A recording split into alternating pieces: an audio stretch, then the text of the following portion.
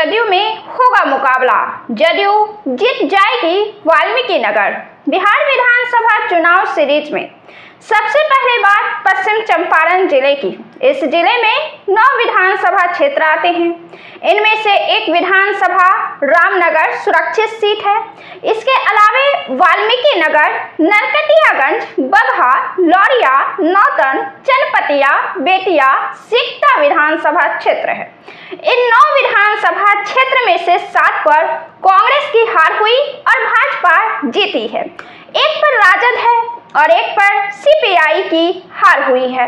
2 seat JDU ने जीती है, अर्थात यह जिला महागठबंधन के प्रभाव को स्पष्ट करता है, जहां एनडीए ने महागठबंधन को धूल भगा दिया है। इस वीडियो में सबसे पहले बात वाल्मीकि नगर विधानसभा सीट की, लेकिन उससे पहले एक नजर उन समीकरण पर जिनके तहत बिहार में पिछले बार का चुनाव लड़ा गया। मौजूदा समय में नीतीश कुमार बिहार के मुख्यमंत्री हैं। वे जनता दल यूनाइटेड का प्रतिनिधित्व करते हैं। जनता दल यूनाइटेड को पिछले बार चुनाव में यानी कि साल 2020 के विधानसभा चुनाव में 43 सीट हासिल हुई। इसके साथ ही राष्ट्रीय जनता दल राज्य में सबसे बड़ी पार्टी बनकर उभरी। राष्ट्रीय जनता दल को 75 सीटें हासिल हुई और जदयू के साथ गठबंधन करने वाली पार्टी भारतीय जनता पार्टी को 74 सीट हासिल हुई। 3 चरणों में चुनाव हुई थी। इसमें राष्ट्रीय जनतांत्रिक गठबंधन के तहत जदयू, भाजपा, विकासशील इंसान पार्टी जो मुकेश सहनी की पार्टी है और निषाद समाज का वे प्रतिनिधित्व करते हैं, और हिंदुस्तान आवाम मोर्चा जीतन राम मांझी की पार्टी शामिल रही थी। इसके अलावा केंद्र में चिराग पासवान की लोक जनशक्ति पार्टी शामिल थी, लेकिन राज्य में शामिल नहीं थी। ये एनडीए के घटक दल थे, लेकिन फिर भी चुनाव स्वतंत्र लड़े थे। महागठबंधन में राष्ट्रीय जनता दल, भारतीय राष्ट्रीय कांग्रेस, भारतीय कम्युनिस्ट पार्टी मार्क्सवादी और भारतीय कम्युनिस्ट पार्टी मार्क्सवादी लेनिनवाद सभी पार्टियां शामिल रही थी। इसके अलावा ग्रैंड डेमोक्रेटिक सेक्युलर फ्रंट भी मैदान में था। इसमें राष्ट्रीय लोक समता पार्टी के नेता उपेंद्र कुशवाहा, बहुजन समाज पार्टी जो मायावती की है, ऑल इंडिया मजलिस-ए-इत्तेहाद मुस्लिमीन ओवैसी की पार्टी और ओम प्रकाश राजभर की पार्टी सुहूलदेव भारतीय समाज पार्टी और जनवादी पार्टी सोशलिस्ट पार्टी ने मिलकर थर्ड फ्रंट के तौर पर चुनाव लड़ा था। इसके अलावा प्रगतिशील लोकतांत्रिक गठबंधन था। इसमें मौजूद निर्दलीय सांसद पप्पू यादव की पार्टी, जन अधिकार पार्टी, चंद्रशेखर आजाद की party, Azad Samaj party, social democratic party of India और बहुजन मुक्ति पार्टी शामिल थी। संयुक्त लोकतांत्रिक गठबंधन भी था। इसमें भारतीय जनता पार्टी के पूर्व कैबिनेट मंत्री और यशवंत सिन्हा और अन्य क्षणिक रूप से लोकप्रिय जन नेताओं के नेतृत्व में सामूहिक रूप से 20 दलों का मोर्चा शामिल था। नवगठित द पुलर्स पार्टी भी थी, जो कि पुष्पम प्रिया की रही थी। इसके अलावा भी लोकतांत्रिक जनता दल, शिवसेना, महाराष्ट्र की पार्टी है शिवसेना, और झारखंड मुक्ति मोर्चा हेमंत सोरेन की पार्टी ने बिहार में खुद के दम पर अपनी निर्धारित सीटों पर चुनाव लड़ा था। इस चुनाव की खास बात रही थी, ओवैसी की पार्टी ने पहली बार सूबे में 5 सीटें जीत ली थी और पूरा छा गए थे। काफी चर्चाएं हुई थी कि ओवैसी की पार्टी जो हैदराबाद की पार्टी है, वो बिहार में आकर 5 सीटें जीत गए हैं। किशनगंज में सीमांचल क्षेत्र कहा जाता है, जहां महागठबंधन और कांग्रेस का वर्चस्व होता है, मुस्लिम बहुल आबादी है, लेकिन यहाँ ओवैसी ने 5 सीटें जीत ली थी। हालांकि बाद में विधायकों को राजद ने अपने पार्टी में शामिल करा लिया था, लेकिन 5 सीटें जीतकर ओवैसी ने बिहार में बड़ा धमाका मचाया था। इस बार का समीकरण काफी बदला हुआ है, पहले से काफी कुछ बदल चुका है। इस बार एनडीए की बात कर ले तो उपेंद्र कुशवाहा, जीतन राम मांझी, चिराग पासवान और नीतीश कुमार सब एक साथ में है, सब एकजुट है। उधर महागठबंधन में वर्तमान में राजद, कांग्रेस और लेफ्ट दल है। मुकेश सहनी भी इसी दल का हिस्सा है, क्योंकि उन्होंने आरोप लगाया है कि भाजपा ने उनके विधायकों को तोड़कर अपनी पार्टी में मिला दिया और उनकी पार्टी तोड़ डाली। इसके अलावा ओवैसी के शामिल होने की बात चल रही है। झारखंड मुक्ति मोर्चा के साथ राजद ने मिलकर झारखंड में चुनाव लड़ा और राजद का एक उम्मीदवार जीता भी और केंद्र में मतलब कि जो विधायकी है सरकार जो बनी वहां पर राजद को मंत्री का पद भी दिया गया। लेकिन यहाँ बिहार में झारखंड मुक्ति मोर्चा को महागठबंधन में भाव नहीं दिया जा रहा है। हेमंत सोरेन की पार्टी नाराज है राजद पार्टी से, लिहाजा संभव है कि वे अकेले ही मैदान में उतरेंगे। बात करें अब वाल्मीकि नगर विधानसभा क्षेत्र की, तो इस विधानसभा क्षेत्र का परिसीमन साल 2008 में हुआ था। साल 2008 के पहले यह किसी और नाम से जाना जाता था, तब यह धनहा नाम से जाना जाता था। 2010 से 2020 तक यानी कि 3 बार के चुनाव में कई बार जदयू ने अपना खाता खोला, 2 बार खाता खोला, लेकिन साल 2015 में धीरेन्द्र प्रताप निर्दलीय विधायक हुए और बाद में 2020 के चुनाव में उनको जदयू ने पार्टी में शामिल करा लिया। वाल्मीकि नगर काफी खास है, आस्था के दृष्टिकोण से भी खास है क्योंकि इस क्षेत्र में महर्षि वाल्मीकि की कुटिया थी। इसे वाल्मीकि का तपोभूमि माना जाता है। इसी कुटिया में सीता माता के दोनों बेटे लवकुश का जन्म हुआ था। वाल्मीकि नगर त्रिवेणी संगम पर 8 लाख लोगों ने इसी साल मौनी अमावस्या में डुबकी भी लगाई थी। इसी आश्रम के निकट गंडक नदी पर बहुउद्देशीय परियोजना भी है जिससे नहर निकलती है और उत्तर प्रदेश के बड़े हिस्से में सिंचाई की जाती है। यह वह परियोजना है जिससे 15 मेगावाट बिजली का उत्पादन भी होता है। मौजूदा समय में बिहार का एकमात्र टाइगर रिजर्व यही है जो पर्यटन स्थल के तौर पर प्रमुख है, विख्यात है। यहाँ पर बॉलीवुड से फिल्म शूटिंग भी की जाती है। इस सीट पर 4 लाख मतदाता है पिछले आंकड़ों के मुताबिक। इसमें से दलित है, आदिवासी है, यहाँ यादव भी है, कुशवाहा वोटर की भी तादाद अच्छी है। मल्ला और बिंद 35,000 से अधिक है और थारू तथा उराव 55,000 के लगभग है। यह सीट लोकसभा क्षेत्र के नाम से भी जाना जाता है।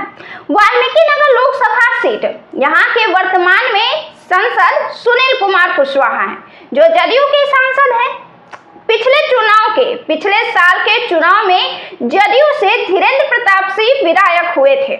इनको 74,906 वोट हासिल हुआ था और कांग्रेस से राजेश सिंह को 53,321 वोट हासिल हुआ था। ये 21,585 वोट से हार गए थे। कुल मतदाता 3,31,874 नामांकित थे, लेकिन केवल 1,95,479 वोटर ने ही मतदान किया।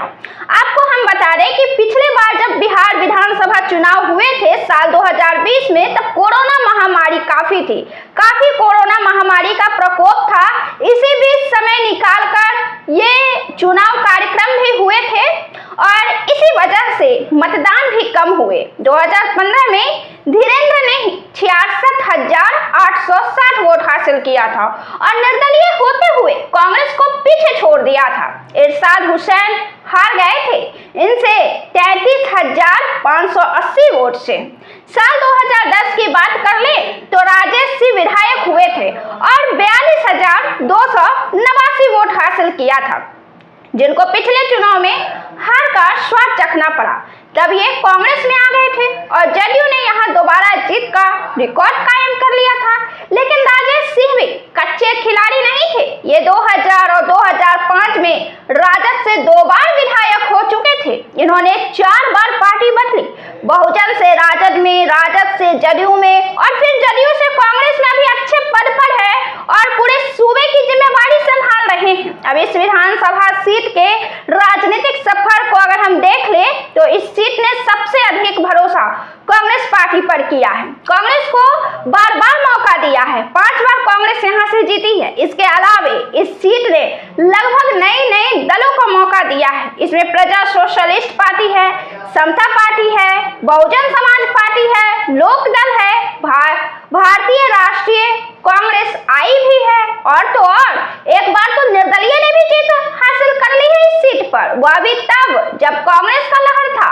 साल 1957 में जोगेंद्र प्रसाद यहाँ से पहले निर्दलीय विधायक हैं। योगेंद्र सिंह वास्तव में 2 बार लगातार साल 1967 और 1972 में प्रजा सोशलिस्ट पार्टी से बाजी मान ली थी। वहीं 3 बार हरदेव प्रसाद भी लगातार विधायक हुए कांग्रेस पार्टी से ही। साल 1972 से 1980 तक इनका दबदबा कायम रहा। साल 1952 में सुदामा मिश्रा पहले विधायक कांग्रेस के टिकट से रहे। 1957 में जोगेंद्र प्रसाद निर्दलीय रहे। 1962 में कांग्रेस से ही रंगलाल प्रसाद विधायक रहे। 1967 से 1969 तक प्रजा सोशलिस्ट पार्टी से योगेंद्र श्रीवास्तव विधायक रहे। 1972 से 1980 तक हरदेव प्रसाद विधायक चुने गए। शुरुआत 2 बार कांग्रेस से और अंतिम बार भारतीय राष्ट्रीय कांग्रेस आई से। साल 1985 में लोकदल से नरदेश्वर कुशवाहा भी विधायक हुए। 1990 में श्याम एन प्रसाद कांग्रेस से विधायक हुए। इसके बाद समता पार्टी ने अपना दबदबा दिखा दिया और विष्णु प्रसाद कुशवाहा बाजी मार गए। लेकिन 5 सालों में जनता ने मन बदल लिया और उत्तर प्रदेश की बहुजन समाज पार्टी पर भरोसा किया। उत्तर प्रदेश की बहुजन समाज पार्टी जो मायावती की पार्टी है और मायावती दलित समुदाय का प्रतिनिधित्व करती है, वहां से विधायक हुए राजेश सिंह। जनता ने इनको लगातार 4 बार मौका दिया, 2000 से 2010 तक। हालांकि इस बीच इन्होंने 3 पार्टियां भी बदली, लेकिन जीत का रिकॉर्ड कायम रहा। पश्चिम चंपारण जिले में वाल्मीकि नगर आता है। इस जिले के विकास कार्यों के सकारात्मक और नकारात्मक पहलू पर नजर हम डालें तो वर्षों से उपेक्षित वाल्मीकि नगर हवाई अड्डे को इसी साल केंद्र सरकार की महत्वाकांक्षी उड़ान योजना के तहत हवाई सेवा के संचालन की स्वीकृति मिल गई है। यहां से 19 सीटों वाला विमान को इसी साल मंजूरी मिली है। वाल्मीकि नगर भारत नेपाल बॉर्डर पर स्थित है। 1120 करोड़ रुपए से चल रहा है। 1120 करोड़ रुपए से इसका विकास कार्य जारी है। 95 किलोमीटर लंबे cantt Valmiki Nagar rail line का निर्माण कार्य भी चल रहा है। इससे यूपी के साथ सफर और व्यापार काफी आसान होने वाला है। लैंड कस्टम की मांग लंबे समय से की गई है। इसका उद्घाटन भी किया गया, लेकिन इन सब के बावजूद अब इसे जल्द पूरा किए जाने की बात पिछले 1 माह पहले की गई है। इसके अलावा टेस्टिंग लैब नहीं होने की वजह से भी परेशानी होती है।